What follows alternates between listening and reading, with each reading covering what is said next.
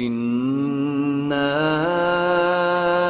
أنزلناه قرآنا عربيا لعلكم تعقلون. بسم الله الرحمن الرحيم. السلام عليكم ورحمة الله وبركاته. إن الحمد لله نحمده ونستعينه ونستغفره ونستهديه ونتوب إليه ونعوذ بالله من شرور أنفسنا ومن سيئات أعمالنا. من يهده الله فلا مضل له ومن يضلل فلن تجد له وليا مرشدا. أشهد أن لا إله إلا الله وحده لا شريك له وأشهد أن محمدا عبده ورسوله. اللهم صل على نبينا محمد وعلى آله وصحبه وبارك وسلم. أما بعد، قال الله تعالى في القرآن الكريم: أعوذ بالله من الشيطان الرجيم. يا أيها الذين آمنوا اتقوا الله حق تقاته ولا تموتن إلا وأنتم مسلمون. وقال في آية أخرى: وننزل من القرآن ما هو شفاء ورحمة للمؤمنين ولا يزيد الظالمين إلا خسارا. ربنا هب لنا من أزواجنا وذرياتنا قرة أعين واجعلنا للمتقين إماما. اللهم إنا نسألك علما نافعا ورزقا طيبا وعملا متقبلا. ربنا هب لنا من الصالحين رب اجعلني مقيم الصلاة ومن ذريتي ربنا وتقبل الدعاء. سبحانك لا علم لنا إلا ما علمتنا إنك أنت العليم الحكيم. اللهم لا سهل إلا ما جعلته سهلا وأنت تجعل الحزن إذا شئت سهلا. Ibu-ibu, bapak-bapak, ayah bunda, hadirin bumin, mudah-mudahan senantiasa diberikan keberkahan oleh Allah Subhanahu wa Ta'ala. Sungguh kita bersyukur kepada Allah Jalla wa Ala, kita masih diberikan kesehatan, masih diberikan kesempatan yang tidak semua orang rasakan, yaitu kesempatan menjadi orang tua, kesempatan menjadi seorang orang tua. Kalau yang bapak-bapak dipilih Allah hari ini, diberikan kesempatan untuk menjadi seorang ayah. Kalau yang ibu-ibu, yang wanita, di antara kita juga sudah Allah pilih untuk menjadi seorang ibu. Ini kesempatan yang paling berharga. Ini kesempatan yang paling mulia. Makanya ada seorang sahabat Nabi Sallallahu Alaihi Wasallam ketika ditanya, bagaimana engkau mempertahankan keimanan, bagaimana engkau mempertahankan iman? Kan iman kan biasanya banyak terus naik dan turun. Jadi ada seorang sahabat Rasulullah SAW ketika ditanyakan itu, maka akan jawabnya, kalau iman saya sedang turun, maka saya melihat anak saya yang sedang tidur, itu imannya naik lagi. Jadi seorang orang tua, seorang ayah, kalau ketika imannya turun, aduh udah malas sholat, udah malas berjamaah ke masjid, aduh udah malas baca Al-Quran, aduh udah malas berbuat baik, aduh udah malas sedekah. Seorang sahabat ketika dihinggapi oleh perasaan ini, maka dia melihat wajah anaknya. Dia melihat wajah anaknya. Pertama ketika sedang tidur, ya Allah. Kenapa? Karena seorang ayah yang baik tentunya menginginkan kebaikan untuk anaknya. Salah satu kebaikan yang bisa kita berikan untuk anak kita adalah dengan mensolehkan diri kita. Kalau ayahnya soleh, si anak akan mendapatkan keuntungan keuntungan dari kesolehan ayahnya.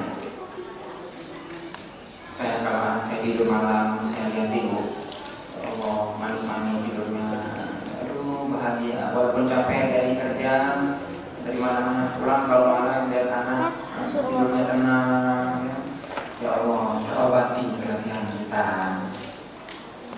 Tentunya kita ingin dong anak kita bisa tidur nyaman seperti itu, bisa terus dijaga Allah, bisa terus mendapatkan kebahagiaan. Makanya Allah di dalam Al-Quran membuka sedikit trik bagaimana kita bisa membuktikan rasa cinta kita kepada anak-anak kita. Salah satunya dengan orang tua mensolehkan dirinya, karena kesolehan orang tua ini pengaruhnya besar sekali untuk anak-anak kita. Di dalam Al-Quran banyak sekali Allah menceritakan bagaimana kesolehan orang tua itu memiliki pengaruh yang besar untuk anaknya. Salah satunya Allah berfirman dalam surah Maryam, A'udzu billahi minasyaitonir rajim. Afwan, dalam surah At-Tur ayat ke-21. Allah berfirman dalam surah At-Tur ayat 21. A'udzu billahi minasyaitonir rajim. Walladzina amanu wattaba'athum dzurriyyatuhum biiman alhaqna bihim dzurriyyatahum wama alatnahum min 'amalihim min syai'. Kullu imri'in bima kasaba rahin. Allah berfirman di dalam surah At-Tur ayat 21, sesungguhnya orang-orang yang beriman, walladzina amanu wattaba'athum dzurriyyatuhum, dan keturunannya mengikuti keimanannya, alhaqna bihim dzurriyyatahum, maka nanti di hari kiamat, di hari akhirat, Allah akan hubungkan kembali ayah, ibu dan keturunannya. Alhaqna bihim dzurriyyatahum,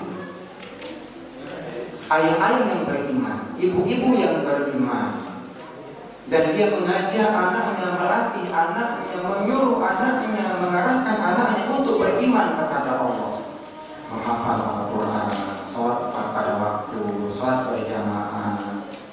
Kalau tidak sholat diingati, udah usia 12 tahun masih malas sholat ke masjid, ya selimutnya diambil, ayo bangun, tarik tangannya, ayo sholat.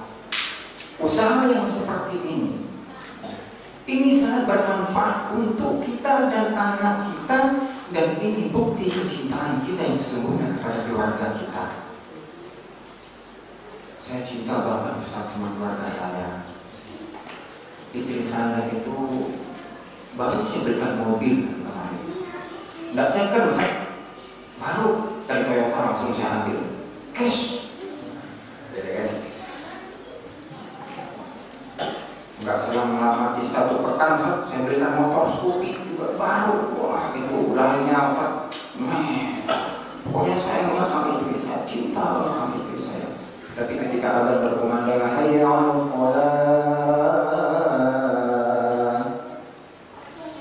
istrinya masih asik dengan kegiatannya misalnya. Istrinya masih tidur.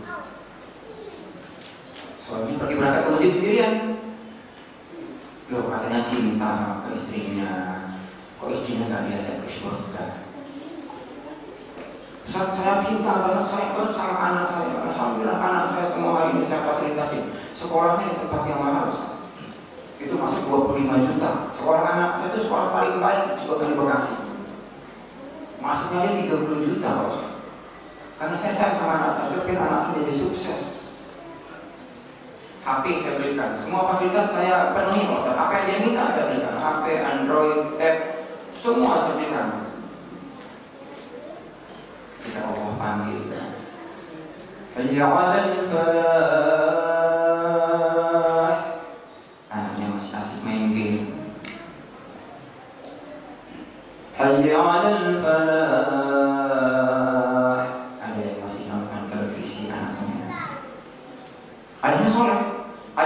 pergi sendiri ke masjid.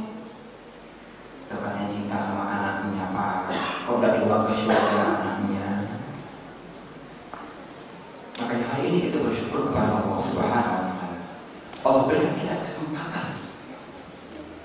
kesempatan menjadi orang tua, kesempatan membuktikan cinta kita yang sebenarnya kepada keluarga kita. Iya, mungkin bagian dari cinta kita kepada keluarga kita fasilitasi kebutuhan lahiriahnya. Tetapi jangan sampai kita lupakan kebutuhan batinnya. Kita butuh ilmu, kita butuh agama, kita butuh iman. Makanya hari ini bersyukurlah kita kepada Allah Subhanahu wa Ta'ala, karena kesempatan ini tidak diberikan oleh semua orang, bahkan Nabi dan Rasul. Saya sering mengulang-ulang kata-kata ini supaya kita bisa bersyukur, Pak. Nabi dan Rasul itu tidak semuanya dengan mudah habis nikah dapat keturunan. Nabi dan Rasul kita itu memohon kepada Allah, merengek-rengek, meminta-minta kepada Allah, mengemis kepada Allah, nangis-nangis minta kepada Allah puluhan tahun baru dikasih keturunan. Kalau kita kata ini alhamdulillah ya Pak, baru selesai nikah 3 bulan, alhamdulillah istri kita sudah hamil. Bahkan ada yang belum nikah sudah hamil dulu. Ini kalau ada bulan hamil juga. Alhamdulillah. Alhamdulillah kita baru nikah sebentar 6 bulan, 3 bulan, akhirnya Allah kasih langsung anak. Pengalaman 2 tahun, 3 tahun Allah kasih langsung keturunan. Nabi dan Rasul kita, Masya Allah, bahkan dalam kondisi yang tidak mungkin untuk mendapatkan keturunan, mintanya keturunan. Makanya saya ingin mengajak kita bersyukur yang sudah Allah kasih keturunan. Masya Allah, tadi ketika saya dengan baca Al-Qurannya, Masya Allah, sudah bagus baca Al-Qurannya, semangat baca Al-Qurannya, luar biasa. Ini kita syukur sekali. Kalau bisa kita invest mengajar anak-anak kita, TPA kita buat serius. Ini tidak menutup kemungkinan anak-anak yang ini usia 8 tahun, ya 7 tahun seperti ini, nanti di usia 10 tahun, 11 tahun, 12 tahun, sudah 30 juz, insya Allah bisa. Karena salah satu adik kita tadi yang di sini yang bernama Ansor, yang sekarang usia 15 tahun, itu sudah selesai menghafal di usia 13 tahun. Dan waktu menghafal itu setahun dia masih sekolah di SMP kelas 1 waktu itu, saya ingat sekali.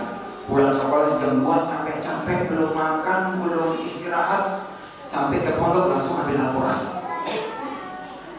Ngajinya cuma ba'da asar sampai mau maghrib aja. Tapi karena kemauannya yang besar, dari setahun itu dapat hampir 10 juz. Begitu pulang sekolah, dan SMP-nya SMP model, SMP yang terkenal. Orang masuk ke SMP itu susah sekali. Dia keluar dari SMP menghafal Quran. Setahun dia masih sekolah SMP, pulang sekolah langsung ke pondok, langsung pegang Quran. Pernah di masa sekali waktu, Sor, tidak makan dulu, tidak usah, belum ada hafalan. Jadi intinya, nggak menutup kemungkinan adik-adik kita hari ini, ya Masya Allah, anak-anak kita di sini. Kalau kita tahu caranya, kita tahu triknya, insya Allah akan saya sampaikan. Kita coba praktekkan. Sudahlah, tidak mesti 30 juz. Taman SD-nya 5 juz, Masya Allah. Saya bilang sama orang tua santri, Pak, Bu, kalau sakit gigi, Bu, ya, sakit gigi, panggil aja anak hafal Quran. Oh, anak sekolah, anak saya suka hafal Quran. Sakit gigi, sakit kepala, puyeng, pulang dari kantor misalnya banyak pikiran, apalagi di kepolisian ya Pak ya, pasti masalahnya banyak sekali, Masya Allah. Mudah-mudahan Allah memudahkan. Ketika pulang sakit kepala, puyeng, panggil anak yang ngaji, yang hafal surah An-Nasr. Nah kemarin itu ayah sakit kepala ini, nggak usah turutin. Berapa tenaga anak kita usia 3 tahun suruh mencet ini, nggak merasa Pak. Duduk sana. Dari kamu di sekolah di TPA diajarin apa? Hafal surah, nanti kelas An-Nas, ya. Coba dia baca dari mana? Kita ayat surah An-Nas. Ini dia paham nggak? Dia punya bagus. A'udzu billahi minasyaitonir rajim. Bismillah.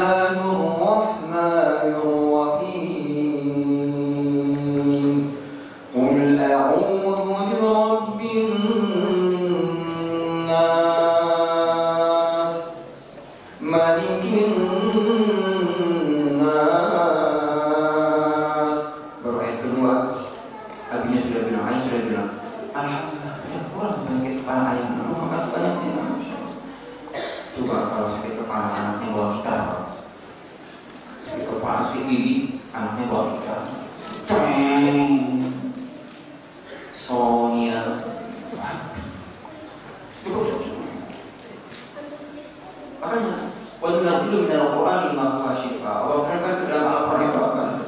Ada penyembuh ketenangan hati kita. Jadi bersyukur kepada Allah, kita hari ini dipilih oleh Allah untuk menjadi ayah, menjadi ibu. Nabi Zakaria alaihissalatu wassalam di dalam surah Maryam, Allah ceritakan di usia berapa Nabi Zakaria itu minta keturunan dan Allah kasih keturunan. Diriwayatkan usia 120 tahun Nabi Zakaria alaihissalatu wassalam itu meminta diberikan keturunan kepada Allah Subhanahu wa taala. Dan ketika beliau meminta kepada Allah dalam kondisi yang sudah tua renta, berarti Masya Allah. Kenapa para Nabi dan Rasul kita senantiasa minta anak keturunan? Karena tahu betapa berharganya anak-anak kita, tahu betapa berharganya keturunan-keturunan kita. Ayah bunda, abi dan umi yang dimuliakan oleh Allah Subhanahu wa taala. Salawat dan salam mudah-mudahan senantiasa tercurah kepada Nabi kita Nabi Muhammad sallallahu alaihi wasallam beserta keluarga, sahabat dan orang-orang yang senantiasa mengikuti sunnahnya hingga akhir zaman. Nabi dan umi yang dimuliakan oleh Allah Subhanahu wa taala. Yang pertama-tama saya mengucapkan terima kasih yang sebesar-besarnya sudah diizinkan bersilaturahim kepada orang-orang tua saya, kepada guru-guru saya di sini, kepada jamaah masjid Al-Ikhlas ini. Mudah-mudahan silaturahim ini bisa berterusan, berkepanjangan sehingga menjadi hujah nanti di hari kiamat di hadapan Allah Subhanahu wa taala kalau kita pernah bertemu dan kita pernah bersilaturahim. Karena salah satu golongan yang mendapatkan naungan Allah nanti di hari kiamat adalah orang-orang yang bertemu karena Allah dan berpisah karena Allah. Ijtama'a fillah wa tafarraqa fillah. Sab'atun yudhilluhumullahu yawma la dhilla illa dhilluh. Ada 7 golongan yang nanti akan mendapatkan naungan di hari kiamat, di mana pada waktu itu tidak ada naungan kecuali naungan Allah Subhanahu wa taala. Salah satunya orang yang bertemu karena Allah dan berpisah karena Allah.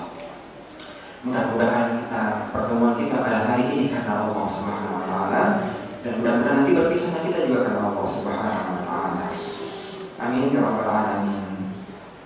Selanjutnya juga saya mohon maaf ya, dan berterima kasih yang sebesar-besarnya kepada pihak DKM, guru saya. Tentunya saya bukan orang yang paling memiliki keilmuan sehingga bisa duduk di depan sini. Saya yakin guru-guru saya, orang-orang tua saya, ustaz-ustaz kita di sini ya, ketua DKM, Pak Imam, Bapak Imam, itu keilmuannya jauh lebih tinggi di atas saya. Saya tidak ada apa-apanya, saya cuma hanya punya pengalaman saja. Mudah-mudahan pengalaman saya bisa kita berbagi saja, ya, berbagi mudah-mudahan ada manfaatnya untuk saya pribadi dan untuk kaum muslimin pada umumnya. Hari ini maaf karena buku yang seharusnya mungkin bisa sama-sama kita baca hari ini kebetulan sedang habis. Alhamdulillah sudah 10.000 eksemplar terjual untuk ayah bunda jika aku hafiz Al-Quran, dan kita tidak masuk Gramedia. Mungkin kalau masuk Gramedia kita tidak kuat nyetaknya, harus banyak-banyak sekali. Jadi untuk saat ini ya, untuk juga memajukan ekonomi ma'had pondok, kita masih memakai pondok ya, memakai ya teman-teman untuk mendistribusikan buku ayah bunda jadikan aku hafiz Al-Quran. Alhamdulillah buku ini sudah dibedah baik di Indonesia maupun di luar Indonesia termasuk Malaysia. Sudah pernah dibedah buku ayah bunda jadikan aku hafiz Al-Quran. Alhamdulillah santri-santri kita sudah mendapatkan kehormatan atau diizinkan sejak tahun 2016 untuk mengimami beberapa masjid di Langkawi, Pulau Langkawi di Malaysia. Dan Ananda tadi, Ananda Mus'ab, Ananda Fatih terakhir tahun ini sudah diberikan juga setelah untuk imam di Malaysia, ya, dan mudah-mudahan tahun depan bisa lebih banyak lagi anak-anak yang bisa menjadi motivasi untuk anak-anak kaum muslimin lainnya di belahan bumi yang mana saja. Karena memang untuk tahfiz usia dini hari ini masih sangat terbatas. Lembaga-lembaga tahfiz Al-Quran yang menyediakan program 30 juz untuk anak usia dini masih sangat terbatas. Ada, tapi masih sangat terbatas. Kebanyakan lembaga-lembaga tahfiz itu konsentrasi pengkaderan untuk 30 juz itu di atas usia SD, usia SMP dan usia SMA. Adapun untuk usia SD ini masih sedikit sekali lembaga-lembaga Al-Quran yang memiliki program 30 juz. Alhamdulillah hari ini Allah memberikan kesempatan bagi saya dan teman-teman untuk mencoba menggarap atau berjuang dalam segmen yang saya anggap paling penting. Segmen anak-anak ini kan segmen fondasi, Pak. Segmen di mana kita membangun fondasi agar nanti di atas fondasi ini siap untuk kita bangun gedung bertingkat-tingkat. Kalau di segmen fondasi ini kita tidak kuat, campuran antara semen, pasir, ya, dan batunya mungkin tidak seimbang atau tidak sesuai dengan yang seharusnya, maka kita khawatirkan fondasinya tidak kuat. Kalau fondasi tidak kuat, jangankan kita bangun 3 lantai, 1 lantai saja mungkin cepat retak. Makanya saya dan teman-teman beserta kaum muslimin yang hari ini anak-anaknya diamankan kepada kita, alhamdulillah ada 11 lembaga hari ini yang berada di bawah naungan Yayasan Al Quran, baik di Jakarta, di Jogja, di Sumatera, dan di Aceh, ya. Alhamdulillah hari ini kita mencoba memperjuangkan itu, Pak. Memperjuangkan bagaimana anak-anak kita di usia 12 tahun itu sudah selesai menghafal Al-Quran 30 juz. Di usia 13 tahun, di usia 14 tahun bisa mempelajari ilmu alat bahasa Arab dan bahasa Inggris dan ilmu-ilmu dasar lainnya. Di usia 15 tahun silahkan interestnya kemana. Mau jadi polisi kan silahkan jadi polisi. Cari sekolah yang bisa mengantarkan anak-anak kita untuk ke cita-citanya menjadi polisi. Mau jadi insinyur, silakan di usia 15 tahun atau di usia SMA, silakan mencari sekolah yang memang bisa mengantarkan anak-anak kita kepada cita-citanya menjadi insinyur. Kita hanya mengambil konsentrasi sebelum balik saja, dari SD sampai SMP saja. Setelah itu anak-anak kita mau belajar apa saja, mau jadi apa saja, silakan. Karena menghafal Al-Quran tidak menghalangi anak-anak kita dari cita-citanya. Pak langsung nggak jadi ustaz. Pak ada santri saya, dia nggak mau ngaji, nggak mau hafal Quran, orang tuanya kepingin banget menghafal Quran, dia nggak mau karena takut jadi ustaz. Saya nggak mau kalau ustaz hafal Quran, tidak mau jadi ustaz. Kok takut jadi ustaz? Iya nggak mau jadi ustaz. Atau nggak mau jadi ustaz? Kayaknya gajinya nggak besar gitu, ustaz nggak ada yang kaya di sini. Ya udah nggak apa-apa, nggak usah jadi ustaz. Saya nggak wajibkan jadi ustaz. Kamu hafal Quran, mau jadi apa sih nanti? Saya kepingin bisa menggambar bangunan 3 lantai seperti ayah saya.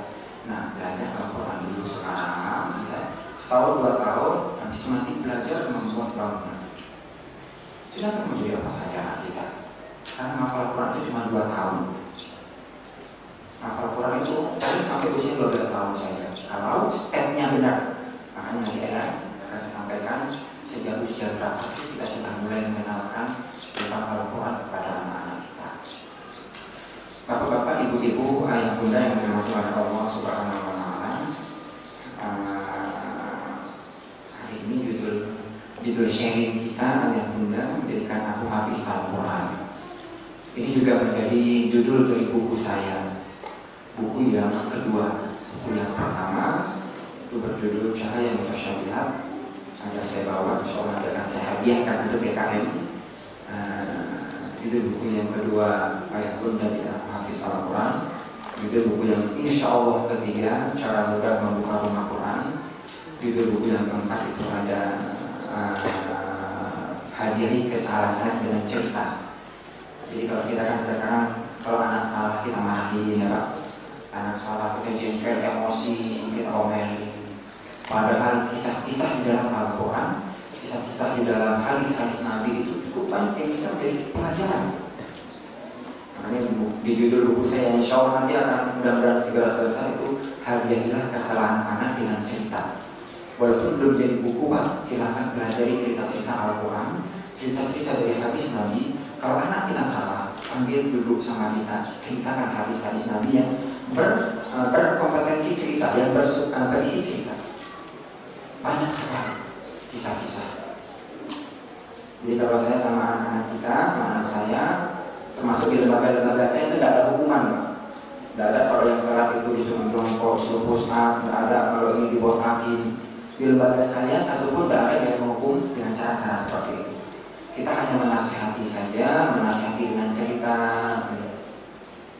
Nah, mudah-mudahan Allah mudahkan itu selesai dan bisa nanti sama-sama kita nikmati. Kenapa saya berikan judul buku saya Ayat Bunda Jadikan Aku Hafiz Al-Quran? Alhamdulillah waktu kita cukup panjang karena kita mulai cepat, jadi saya ngomongnya agak santai ya Pak, biar materinya dapat. Karena kalau di tempat-tempat lain saya agak mepet waktunya, karena di undangan jam 9:30 mulai jam 10. Jadi terkadang saya memilih judul itu agak sulit, mana yang mau saya tampilkan terlebih dahulu.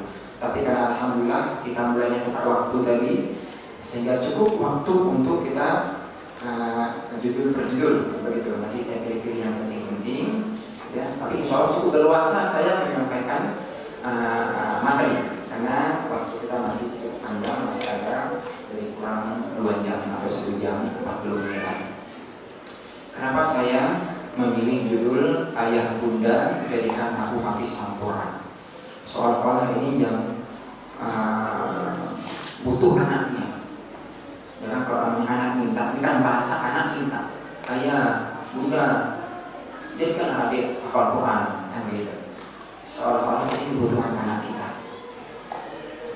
Kenapa seperti ini? Karena biasanya orang tua, kalau anak yang minta nggak bisa nolak, sulit untuk nolak, kepikiran terus. Tapi kalau kemauan kita, ya, anak nolak, kita wajar, udah masih kecil, kali Pak. Kalau kemauan ayahnya misalnya, nah kalau anak adik belum bisa baca Quran, adik kan les. Tahu nggak sih ya, adik itu pergi sekolah jam 7, pulang jam 2, jam 2 les bahasa Inggris, jam 4 nanti les bahasa Arab, pulang jam 6. Jam 6 adik udah capek, dia udah bisa ngaji, jangan ya, harus hafal Quran sekarang karena dia jadi SMP ya juga yang dia, yang itu udah capek ya. Kalau kita yang ini anak, kalau anak ya mungkin ya tidak ngabulkan atau tidak mau, kita sih langsung dulu ya sudahlah, mungkin belum saatnya ya udahlah nanti aja, tunggu sakit nanti. Itu kalau anak minta. Makanya bahasanya saya balik, anak yang minta, bukan ayah yang minta, atau bukan orang tua yang minta. Karena itu kasusnya kita, kalau kita yang minta, anak nolak, kita sudah, karena kita tidak terlalu ingin apa, nggak perlu maksa anak. Makanya saya buat judulnya Anak yang Minta. Ayah Bunda Jadikan Aku Hafiz Al-Quran. Ada nilai psikologinya Pak. Ketika seorang anak sudah minta kepada ayahnya, kepada ibunya, Abi, ibu ini, ayah, Pak, Ma, berikan sepatu lah untuk adik ini. Uang padahal nggak ada, nyari pinjaman di tetangga. Sayang sepatunya udah bolong, gitu kan? Sudah agak koyak. Teman-temannya ajaran baru, sepatunya baru. Anak-anak kita ajaran baru, sepatunya masih ajaran lama, gitu. Kok dulu itu sepatunya apek, sepatu Cina, gitu. Murah cuma 7.000 gitu sepatu saya. Nah kalau anaknya minta, kayaknya untuk nolak, untuk bilang nggak ada duit, itu kayaknya berat. Kita usahakan mencari bagaimana pernikahan anak itu bisa kita penuhi. Makanya judulnya Ayat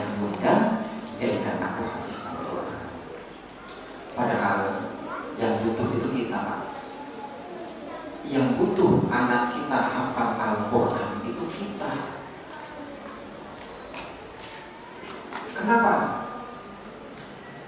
Bagi kita orang yang beriman, tentunya kita yakin dengan semua apa yang Allah sampaikan di dalam Al-Quran dan semua hadis-hadis Nabi yang mulia Sallallahu Alaihi Wasallam. Rasulullah SAW menyampaikan sesuai dengan keinginan kita. Rasulullah menyampaikan ratusan tahun yang lalu, bahkan sudah ribuan tahun yang lalu, 1500 tahun yang lalu, bahwasanya Allah akan mengangkat, Inna Allah yarfa'u bihadzal kitabi aqwaman wa yadh'u bihi akharin. Sesungguhnya Allah akan mengangkat suatu kaum dengan Al-Quran dan akan menjatuhkan suatu kaum juga dengan Al-Quran. Ini hadis yang Rasulullah sampaikan kepada kita. Jadi orang bisa mulia dengan Al-Quran, orang juga bisa hina kalau meninggalkan Al-Quran. Saya yakin tidak ada orang tua, ayah, ibu yang tidak mau anaknya mulia. Saya yakin tidak ada orang tua yang tidak ingin anaknya mulia. Tidak ada. Saya yakin kalau ditanya, Pak, Bu, mau nggak anaknya jadi mulia? Pasti jawabannya 100% ya mau dong, Ustaz. Masa saya nggak mau anak saya jadi mulia? Nah, caranya sudah Allah dan Rasul sampaikan. Kalau mau anak kita mulia, ini loh Al-Quran bisa membuat anak kita mulia. Kalau dihafal, dipelajari, diamalkan, maka kita, keluarga kita, anak kita akan menjadi orang yang mulia. Anak kita mulia itu kebutuhan siapa, Pak? Kebutuhan kita. Anak kita terhormat, anak kita dihormati orang. Kalau bukan kebutuhan kita, nggak mungkin kita sekolahkan anak kita. Saya tidak merasa butuh anak saya dimuliakan orang. Saya tidak merasa butuh anak saya terhormat. Tidak. Kalau seperti ini, berarti anak kita nggak usah disekolahkan, nggak usah dididik kemana-mana. Udah di rumah aja, nonton televisi, main-main, ya. Nggak terasa usia 8 tahun belum bisa baca Al-Quran, usia 10 tahun belum bisa sholat, usia 12 tahun nggak puasa. Tiba-tiba udah besar, badan anaknya lebih besar dari badan ayahnya. Ketika ayahnya nyuruh diperobati anak, ayahnya diam, gak akan ngelawan. Berarti anaknya lebih gede daripada ayahnya. Udah terlambat, usia 15 tahun, 16 tahun udah bisa sholat, gak mau ke masjid, ya, badan udah besar, udah punya kekuatan untuk melawan. Sedangkan orang tua kita bertambah tua, ayah bertambah tua. Nah, sholat ke masjid itu sudah azan. Nanti deh, ini sedikit tanggung, sedikit lagi nih tugas sekolah, PR. Besok kalau ada kumpul disuruh berdiri depan kelas ya. Nah, sholat lah. Ya, protokol. Ibunya bilang, udahlah ya, kan dia udah besar lah, sama ibu besar. Kita sering seperti itu kan? Kita sering mengungkapkan kelemahan kita. Udahlah ya, dia kan udah besar, dia udah tahu mana yang buruk, mana yang baik, mana yang buruk. Udah bisa. Yuk dari sekarang. Dari sejak anak kita berusia dini. Makanya kebutuhan kemuliaan untuk anak kita. Sebenarnya bukan kebutuhan anak kita.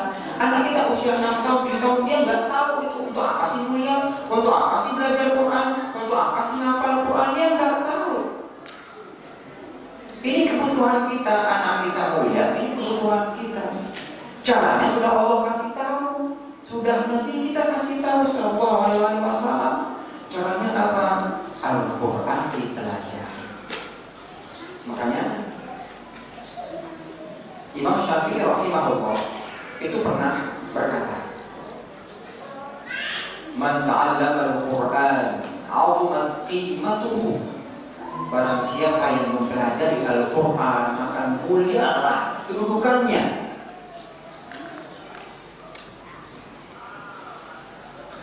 Barang siapa yang mempelajari Al-Quran, maka akan mulialah kedudukannya di dunia dan di akhirat. Ada seorang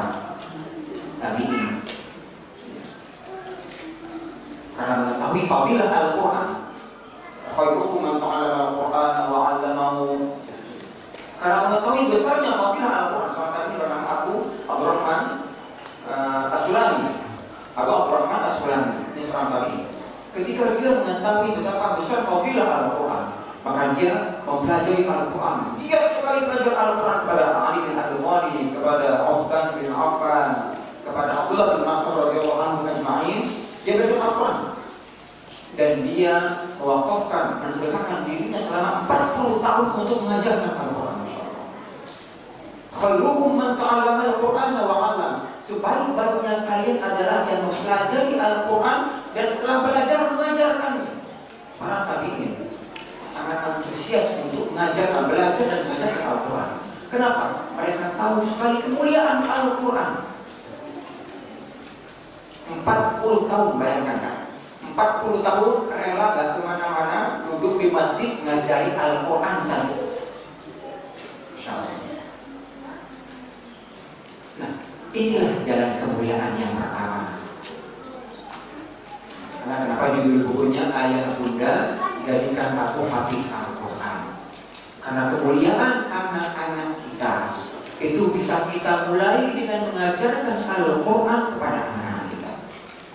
Karena para ulama dulu ya, kita tahu seperti Imam Syafi'i di usia 4 tahun sudah diantar oleh ibunya yang janda ke masjid untuk menghafal Al-Quran. Ketika ditinggal oleh ayahnya, rahimahullah, Imam Syafi'i, usia 2 tahun kan yatim Imam Syafi'i, ibunya jadi janda. Ibu Imam Syafi'i ini masya Allah sekali, luar biasa. Dia paham anaknya sudah yatim, dia sudah janda.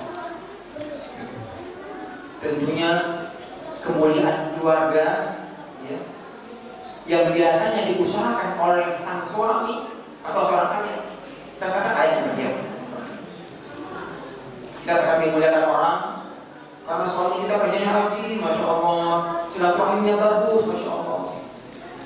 Maka kita dimuliakan orang, misalnya hidup di kampung, oh suami kita Pak Imam, suami kita ngajar ngaji, suami kita masya Allah bijaksana. Dengan perjuangan suami kita, anak dan istri itu menjadi mulia. Nah, ibu dan Imam Syafi'i sudah tahu. Ketika suaminya meninggal, maka yang diharapkan untuk memperjuangkan kemuliaan keluarga sudah tidak ada. Sudah tidak ada. Satu-satunya cara untuk tetap memperjuangkan kemuliaan keluarga adalah anaknya Syafi'i. Bagaimana caranya? Apakah ketika anak kita yatim, kita jadikan keyatimannya label untuk minta-minta? Buat surat keterangan yatim di mana? Masuk sekolah, saudari keterangan yatim. Jadi yatimnya diumumkan di mana-mana. Anak saya yatim. Mau ini buat surat keterangan yatim. Mau ngaji buat surat keterangan yatim. Imam Syafi'i, ibu dan Imam Syafi'i tidak menjual yatim itu untuk belas kasihan, tidak. Diantarkan anaknya, dipegang tangannya, diantarkan ke masjid, menjumpai seorang guru. Dia langsung bilang, ya Syekh, sesungguhnya aku tidak memiliki apapun yang bisa aku berikan untuk membayar jasamu ya Syekh. Bahkan Imam Syafi'i rahimahullah ketika belajar mencari kertas, tidak dapat kertas, tidak bisa beli kertas, maka dia pergi ke belakang kantor-kantor untuk mencari kertas-kertas bekas, untuk mencari kulit-kulit pepohonan, kulit-kulit kayu. Dia kumpulkan kertas-kertas bekas di belakang kantor. Ya. Ada apa kita bahasanya kantor mungkin ya, instansi. Dia cari kertas-kertas bekas. Ada pelepah-pelepah, ada kulit-kulit kayu, dia cari, dia ambil untuk bisa menuliskan ilmu. Dan orang-orang langsung mengatakan kepada gurunya, ya Syekh, sesungguhnya aku tidak punya apa-apa untuk membalas jasamu ya Syekh. Diantarkan anaknya. Kemana diantarkannya? Untuk belajar Al-Quran, menghafal Al-Quran. Bukan diajak ke kementerian sosial. Anak saya ini yatim Pak, kasih bantuan. Makanya kalau kita, kenapa dulu saya sangat ingin membuka pesantren tahfiz Al-Quran untuk yatim korban tsunami. Kisahnya panjang sekali.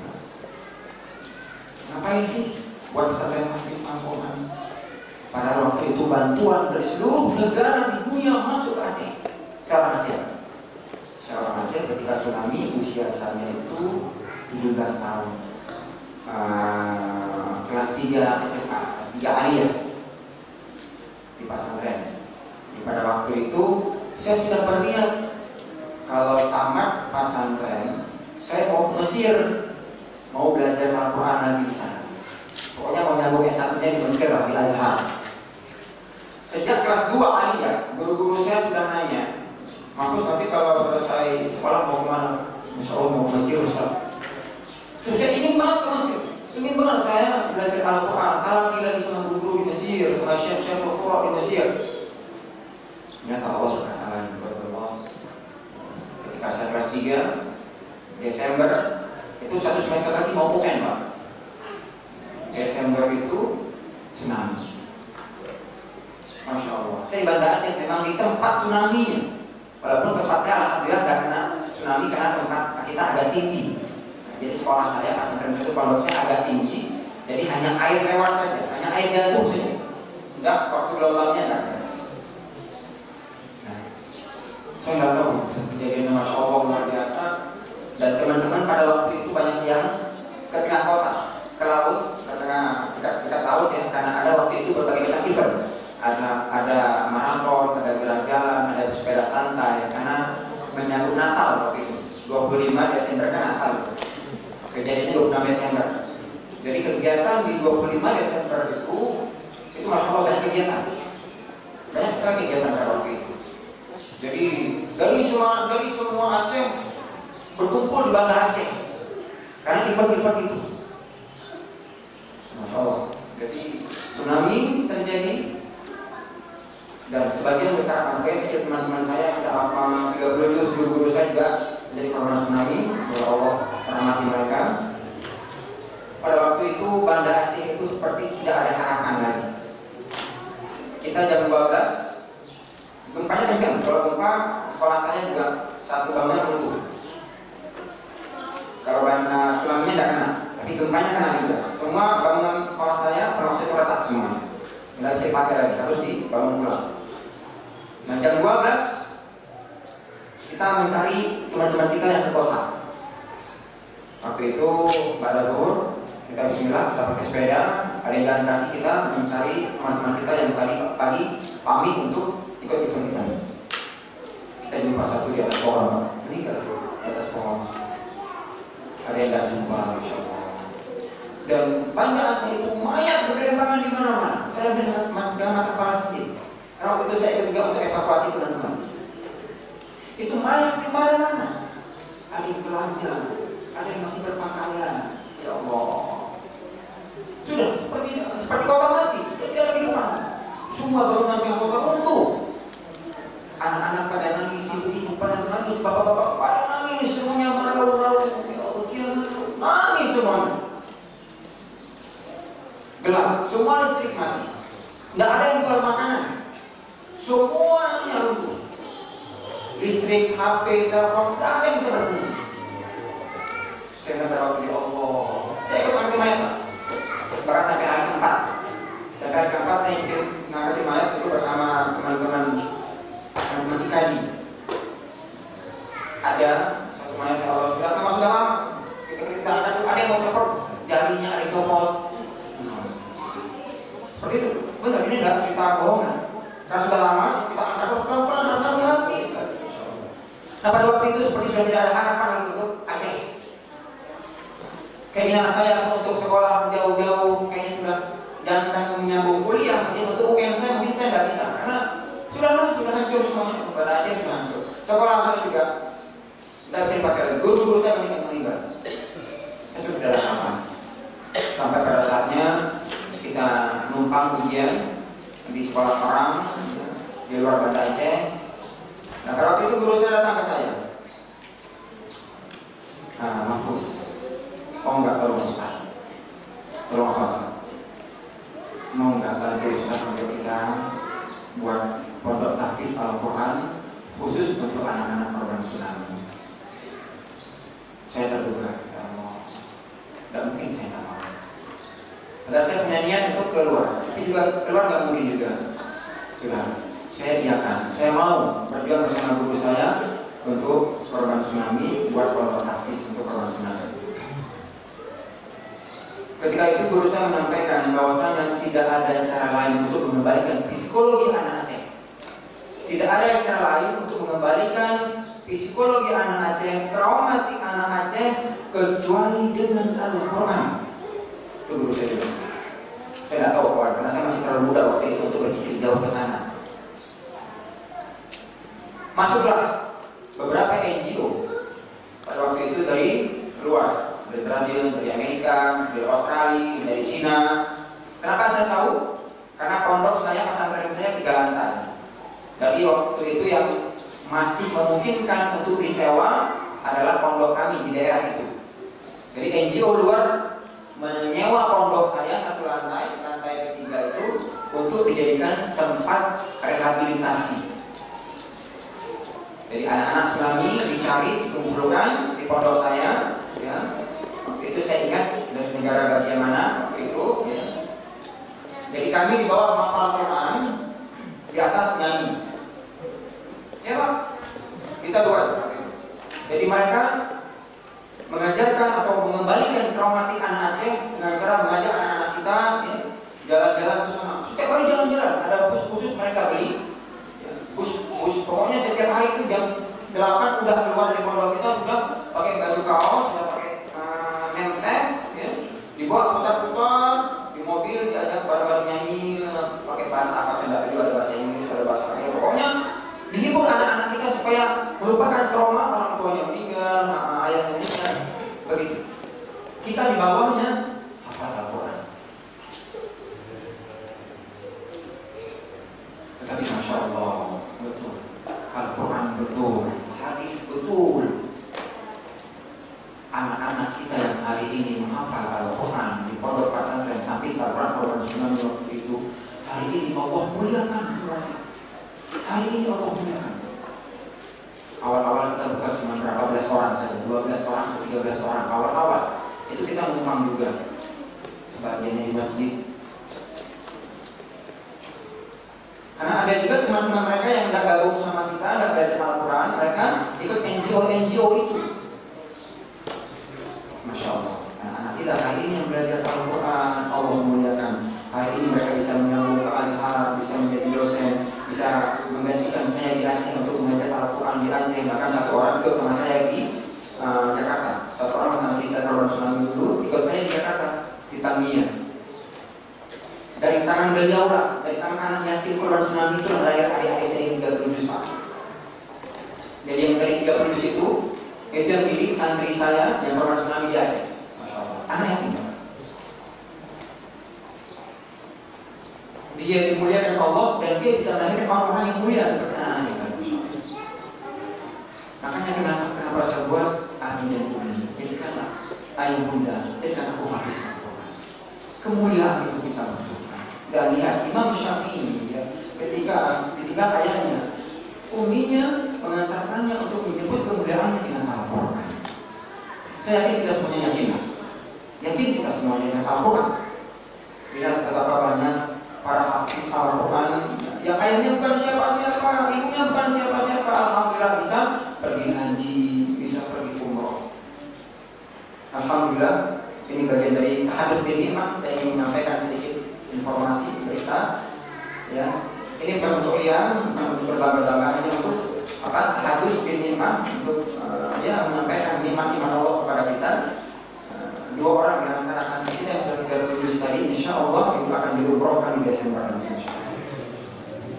Orang tua yang nangis, ya Allah, saya tidak pernah mimpi saya bisa umroh anak saya.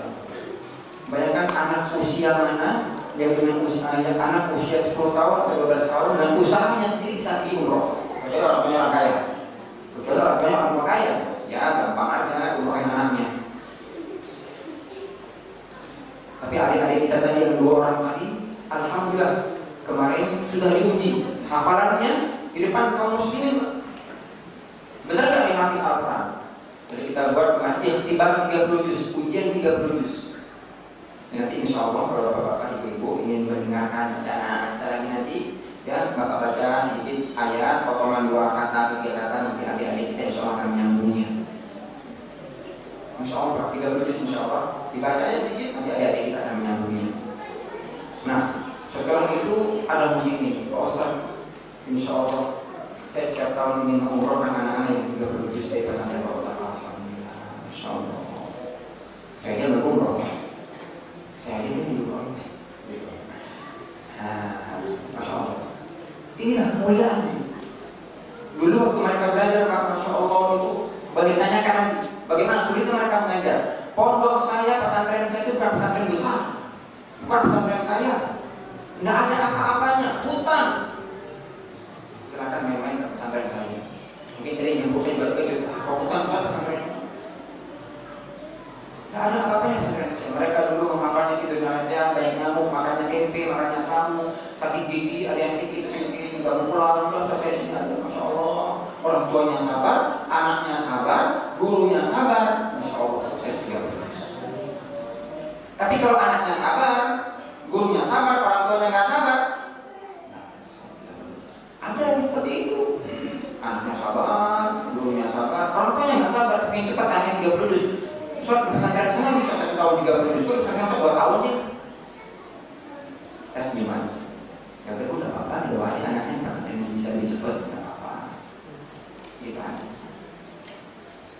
Orang tuanya sabar, anaknya sabar, gurunya nggak sabar, nggak jadi juga. Karena butuh peran guru juga. Jadi apa? Syarat dan ketentuan berlaku SAD. Kalau anak kita menghafal Al-Quran, ya, syarat dan ketentuan berlaku. Apa syaratnya? Apa ketentuannya? Orang tuanya harus sabar, anaknya harus sabar, gurunya harus sabar. 3 unsur penting ini harus sama-sama sabar, harus sama-sama kuat. Kalau ada satu saja yang tidak sabar dan tidak kuat, maka proses ini akan terhambat. Makanya buku saya di bagian akhir, di judul bagian akhir itu ada hal-hal yang bisa menghambat proses yang mulia ini. Silakan dibaca bagian bukunya. Ayah bunda, abi dan bumi yang dimuliakan oleh Allah Subhanahu wa Ta'ala, itu sekedar filosofi kenapa saya memilih judul ayah bunda jadikan aku hafiz Al-Quran. Kita langsung masuk ke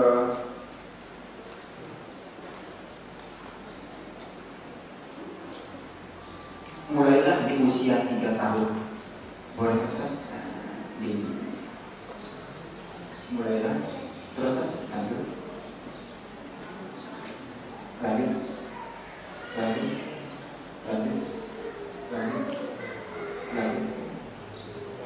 Baik. Saya potong beberapa judul yang bisa dibaca sendiri. Ya. Saya langsung ambil judul yang membutuhkan penjelasan. Saya mengarahkan kepada anak-anak kaum muslimin dan para orang tua yang menginginkan anaknya menghafal Al-Quran atau sudah selesai menghafal Al-Quran di usia sebelum balik, apakah usia 12 tahun, usia 13 tahun atau 14 tahun, ya pokoknya sebelum balik. Ya. Kalau sekarang saya nggak tahu, anak sudah cepat banget baliknya. Ada yang 13 tahun sudah balik, 14 tahun sudah balik. Nah, bagi orang tua yang ingin anaknya menghafal Al-Quran, sudah selesai menghafal Al-Quran di usia 13 tahun, ya, mari kita mulai pemanasan di usia 3 tahun. Enggak kelamaan, saya aja sejak kami udah baca Al-Quran ke anak saya. Kalau proses pengenalan itu sejak kita menikah, sejak kita bersama suami kita sudah merencanakan ingin memiliki keturunan, itu sudah harus mulai prosesnya, Pak. Proses pengenalan, ya. Jadi ada proses pengenalan, ada proses mulai untuk menghafal. Proses pengenalannya sudah kita menikah, sudah kita hamil, ya, dengarkan. Kita sendiri sering baca Al-Quran. Makanya kenapa saya tertarik sekali agar rumah-rumah kita bisa dijadikan rumah Al-Quran, terutama untuk ibu-ibu yang wanita yang masih punya bayi, ya, yang mau punya bayi, agar senantiasa mendengarkan bacaan Al-Quran. ibunya baca Al-Quran, ya, janinnya dengar, ada santri baca Quran, janinnya dengar, kita dengar, terus interaksi dengan Al-Quran. Alhamdulillah sejak saya menikah dengan istri saya, sebelum punya anak, kita sudah punya rumah Al-Quran. Niat saya cuma itu, agar anak-anak saya sejak dalam kandungan sudah mendengar Al-Quran. Bahkan sebelum ada di kandungan pun, kita siapkan calon ibunya ini, kita siapkan istri kita untuk menjadi ibu yang hebat dengan Al-Quran. Maksud usia 3 tahun apa? Ayo, mulai kita bisa membedakan interaksi pendidikan. Sudah bisa kita mengajak anak kita di usia 3 tahun untuk interaksi pendidikan, namun disesuaikan dengan usianya. Tetap ini pemanasan. Pemanasannya yuk kita ajak sejak anak kita berusia 3 tahun. Ada satu video dalam folder tadi itu. Sedikit contoh saja. Ini anak saya usia 2 tahun setengah. Anak saya tahun 2 tahun setengah. Jadi saya sudah mulai pemanasan. Di kamarnya saya pasang audio MP3 30. Dia sambil makan, dia sambil tiduran, terus gimana?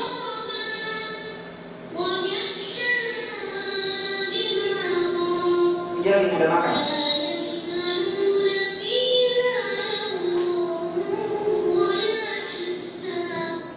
Iya, ini yang maksud saya tadi, kita mulai di usia 3 tahun. Sejak anak seusia itu, api dan bumi sudah bisa berpikir untuk membentuk. Bagaimana caranya? Yuk kita fasilitasi di kamar anak-anak kita dengan murotal. Terserah bagaimana caranya, apakah ada audio saja atau ada videonya biar tertarik anak-anaknya. Kita usahakan sejak usia 3 tahun, apa dia anak ulang-ulang biar melekat. Sejak usia 3 tahun sudah kita lakukan pemanasan. Bagaimana? Salah satunya seperti cara tadi. Bahkan itu bisa kita lakukan sejak usia 2 tahun. Pokoknya akrabkan telinga anak kita dengan Al-Quran. Usahakan tidak mengakrabkan telinga anak kita dengan selain Al-Quran di usia-usia seperti itu. Jangan dengarkan dia dengan game-game, dengan lagu. Jaga sekali. Tidak bisa dicampur hati kita lagu dengan Al-Quran. Usahakan jaga telinga anak kita, jaga mata anak kita. Yang kita harapkan kesuksesannya itu, yang kita harapkan kemuliaannya, yang kita inginkan kemuliaannya dari hal-hal seperti ini. Ya kalau saya sih nggak mampu beli televisi, Pak. Jadi tidak ada televisi di rumah saya. Saya nggak punya parabola juga, nggak mampu beli parabola, Pak. Jadi alhamdulillah ketidakmampuan saya, ya di rumah tidak ada televisi, tidak ada parabola, tidak ada apapun kecuali LCD komputer itu saja. Jadi kalau ditanya sama anak saya, sering kalau anak saya sekolah, teman-temannya cerita tentang ini, tentang itu, dia nggak paham apa sih ceritakan. Karena anak saya nonton televisi, tidak tahu ya. Nah, itu di usia 3 tahun atau 2 tahun sudah bisa dipasangkan di sudut-sudut kamar tidur anak kita, ya, audio untuk dinasihatkan. Selanjutnya langkah yang bisa kita lakukan adalah mengatur jadwal tilawah yang dia dengar. Jadi kalau saya buat di buku saya, contoh saja ya Pak, ini contoh saja. Kita bisa memilih juz apa yang mau dihafal. Apakah juz 30, 29, silakan dibuat sendiri nanti jadwal atau silabusnya. Kalau saya buat kemarin ya, ketika anak berusia 3 tahun, mulailah memperdengarkan surah-surah tertentu setiap harinya hingga sempurna 1 juz. Jadi setiap hari, ya, selama sepekan, usahakan anak kita di usia 2 tahun setengah atau 3 tahun sudah mendengar semua juz yang akan dihafal. Misalnya hari Senin itu mendengar surah An-Naba, An-Nazi'at dan Abasa. Dari hari Senin yang didengar itu saja. Sekarang kan sudah mudah ya Pak, bisa dipotong-potong protak, ada aplikasinya. Di hari Senin perdengarkan anak-anak kita. Ini contohnya dari An-Naba, An-Nazi'at, Abasa, 3 surah. Hari Senin dari pagi sampai malam itu aja diputar. Selasa disambung lagi. Selasa At-Takwir sampai Al-Insyiqaq misalnya. At-Takwir sampai Al-Insyiqaq. Begitu juga, dengerin aja. Dia sambil makan, dia sambil tidur, sambil kita suapin, sambil main, dengerin aja. Di mana sektor-sektor tempat dia bermain, ya, kita usahakan tetap mendengar bacaan Al-Quran. Karena anak-anak Masya Allah bagus. Contoh kecilnya ketika mobil kita ada murotal misalnya. Karena sering gagal sama adiknya, karena nggak pernah hafal surah Al-Mulk. Tapi di mobil Abi diputar MP3 surah Al-Mulk. Tiba-tiba dari sini ikut anaknya.